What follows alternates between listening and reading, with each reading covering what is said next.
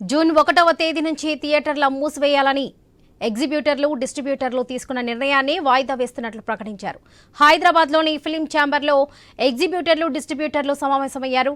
డిస్ట్రిబ్యూటర్లు, ప్రొడ్యూసర్లతో మెజారిటీ సభ్యులు సమ్మె వద్దు, థియేటర్లు రన్ చేస్తూనే సమస్య పరిష్కరించే విధంగా కృషి చేయాలని నిర్ణయం తీసుకున్నారు.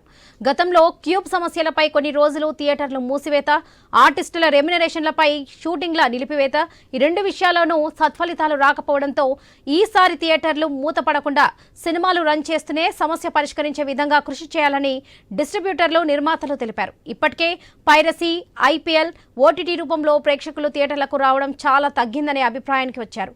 మే 30 నుంచి వరుస సినిమాలు ఉండడంతో మరింత ఇబ్బంది అవుతుంది కాబట్టి థియేటర్ల మూసివేత కార్యక్రమాన్ని పునరాలోచించుకొని తెలుగు ఇండస్ట్రీ అభివృద్ధికి సహకరించే విధంగా తోడ్పడాలని ఎగ్జిబ్యూటర్లకు, డిస్ట్రిబ్యూటర్లు, నిర్మాతలు తెలిపారు.